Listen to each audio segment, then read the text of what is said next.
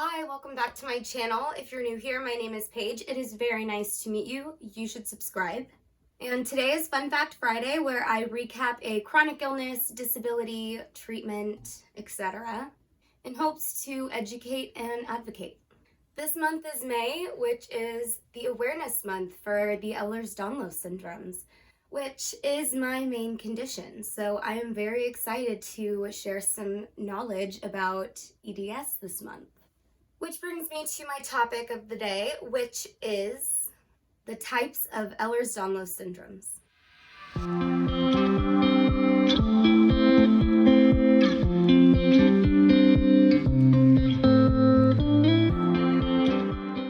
The Ehlers Danlos syndromes are a group of connective tissue disorders that can affect the body in different ways, and they can be inherited, and they can vary in genetic causes.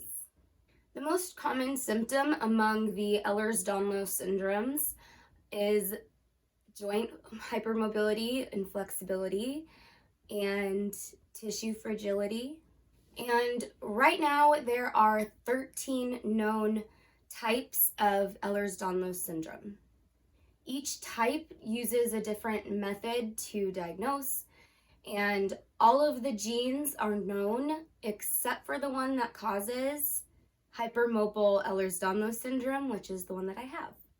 And before we get too far into this, I want to remind you that I am not a doctor. If you think that you are experiencing any of the symptoms that I talk about today, please discuss them with your medical health provider. Also, the information that I am using is from the Ehlers Danlos Society website, which will be in my description box below. So first I want to look at this chart.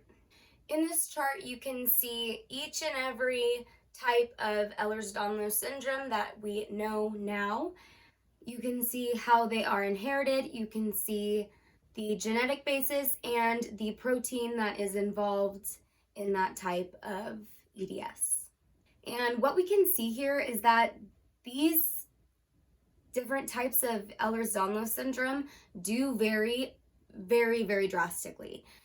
There is a lot of differences that we can see just in this chart here without even going into each and every type, but we're going to do it anyways. We are going to start off with classical EDS or CEDS. The major criteria for this type are skin hyperextensibility, yes, and atrophic scarring, and also generalized joint hypermobility, which we're going to see is a common theme here. But people with CEDS do tend to have much stretchier skin than the other types. Next is classical-like EDS or CLEDS. And this is very similar to CEDS, but the difference is that the joint hypermobility turns into dislocations sometimes, and instead of atrophic scarring, the skin is easily bruised. And I'm pretty sure that this is a more rare type of EDS. The next type of EDS is cardiac valvular EDS. This one is also a more rare type of EDS.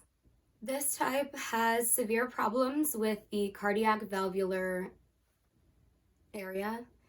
This can include mitral valve or aortic valve. The skin involvement here is skin hyperextensibility. There is atrophic scarring and easy bruising.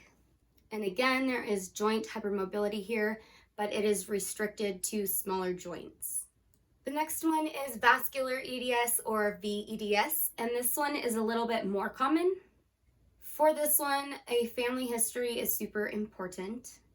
There may be an arterial rupture at a young age. There can be a spontaneous colon perforation without having like a diverticulitis issue. And I forget how to say the whole word, but the CCSF is a problem. There can be a formation of a CCSF. I forget exactly what that is, but it's part of it.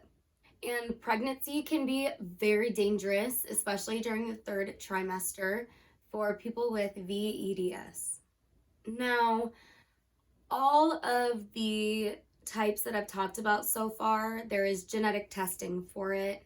So by testing your DNA, people can look at it and see a marker for a certain type of Ehlers-Danlos syndrome. However, with this next one, we don't know the genetic marker yet, so it's much more difficult to make a 100% positive, for sure diagnosis that you have this. And of course, this is the type that I have. This is Hypermobile Ehlers-Danlos syndrome, or HEDS.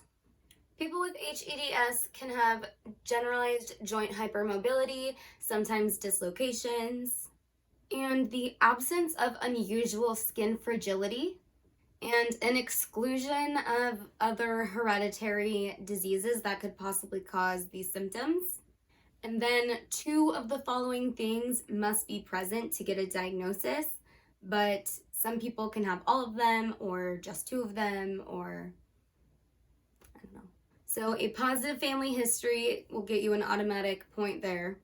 Musculoskeletal complications and / or systematic malfunctions of a more generalized connective tissue disorder. And HEDS comes with a fun care package full of other diagnoses that you might have. There's just this really fun group of comorbidities that comes along with HEDS a lot of the time, and I sure got a couple of those. I sure did. And it's very common for people with HEDS to have gastrointestinal problems, to have problems with their nervous system, to have problems with their bladder. It's just very, very common to have coexisting issues. Can't just have one thing wrong.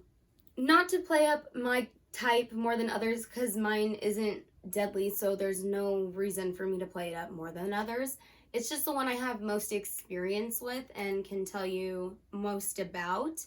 The other types I don't have personal experience with, obviously, and other types are so much more serious than my type in the way that they can be fatal, especially the ones that affect the heart. Those are very scary, and I was scanned. I had a heart scan done to make sure that that wasn't what they thought it was. I've never had genetic testing done because they think I have HEDS and that wouldn't show up anyways, but there is research being done. Someone has found a genetic marker for HEDS. We're just waiting on the journal to come out, and when it does, I will be very, very interested to see if I can get a genetic test and see if I really do have HEDS. And HEDS is probably the most common type of EDS. And bouncing off of that, I just want to just shortly mention HSD. I'm going to give it its own video for sure, but HSD is what you are diagnosed with if you don't completely fit the criteria for HEDS, and maybe you took a genetic test and you haven't figured out what's wrong with you. HSD is what you are diagnosed with, and that stands for Hypermobility Spectrum Disorder. This next one I have a really hard time pronouncing. It is AEDS, which stands for Arthrochalasia EDS. I'm not sure. This type of EDS has generalized joint hypermobility that is severe, and they definitely have had multiple dislocations in multiple places. A major criteria is a congenital bilateral hip dislocation and skin hyperextensibility. This one and the rest of the types do have genetic tests. So yeah, HEDS is the one and only that doesn't have one yet.